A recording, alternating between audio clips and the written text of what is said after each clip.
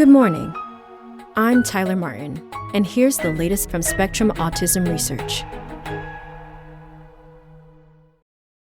Brain networks diverge in autism by toddlerhood, by Laura Dotaro. Autistic children as young as 2 years old show differences in brain network structure from their non-autistic peers, according to a new study. Those differences vary between autistic girls and boys, the study also shows. Functional brain imaging data are difficult to collect in young children, especially in those with autism. Using structural covariance magnetic resonance imaging to compare how gray matter density varies across brain regions within a network can serve as a proxy, says lead investigator Brandon Zielinski, associate professor of pediatrics and neurology at the University of Utah in Salt Lake City. According to this measure, adolescents with autism have a smaller salience network, which is involved in directing attention to stimuli, and larger default mode network, which is active when a person's attention is focused inward, than those without the condition, Zielinski found in 2012. The new results extend the findings to younger children.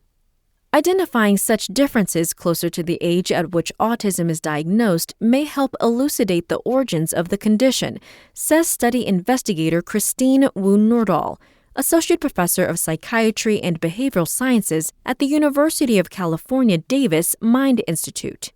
Whenever we see brain structure differences in older individuals, I will think, is this really part of the etiology of autism, or is life happening to somebody with autism? Nordahl says. So it's helpful to look earlier on. The researchers analyzed brain images from 122 autistic and 122 non-autistic children aged 2 to 4 years old, split equally by sex. Many of the autistic children also have intellectual disability.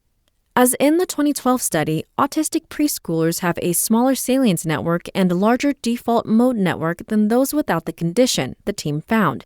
They also have a smaller executive control network, which governs cognitive functions needed for everyday tasks. In addition, the primary auditory cortex tends to connect with the salience network in autistic children only, though this finding was not statistically significant. The differences intuitively and theoretically map on to what we see clinically in the young people with autism, such as difficulties with executive functioning and sensory processing, says Janet Lanehart, professor of psychiatry at the University of Wisconsin-Madison, who was an investigator on the 2012 study but was not involved in the new work. The networks studied were all more distributed across the brain in girls than in boys, regardless of diagnosis. More brain regions aligned with the 3 networks in autistic than non-autistic boys, whereas fewer brain regions aligned with the salience and executive networks in autistic girls than non-autistic girls. Girls with autism showed no differences from those without in the default mode network. The findings were published in NeuroImage in April. The results underscore the need for more imaging studies in autistic girls, both Nordahl and Zielinski say. The female story in autism has been undertold, Zielinski says, and this at least is an indication that there is a story there. The study is impressive, says Shulamite Green, assistant clinical professor of psychiatry and biobehavioral sciences at the University of California, Los Angeles, who was not involved in the work. It's no small feat to get good MRI scans with almost 250 toddlers and preschoolers. Some network variation may be missing because the team did not account for behavioral differences among the autistic children, she says. And it would be useful to compare the findings with resting state functional MRI, a more commonly used method. The findings show that interventions may need to happen early in life to have an effect, says Kastub Supakar, clinical associate professor of psychiatry and behavioral sciences at Stanford University in California, who was not involved in the work. The differences are pronounced, he says. That means we need to go earlier than 3 years to do something about it.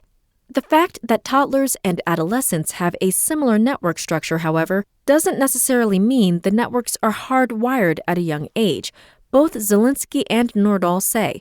Rather, they likely vacillate over time. Investigating whether network-level discrepancies actually lead to changes in behavior will be important, Supakar says. The salience network, for example, doesn't correlate with autism behaviors in sex-specific ways, Supakar reported in February. That question is among the researchers' next steps, Nordahl says. They also hope to examine structural covariance in scans of the children at different ages, she says. Many have now reached adolescence.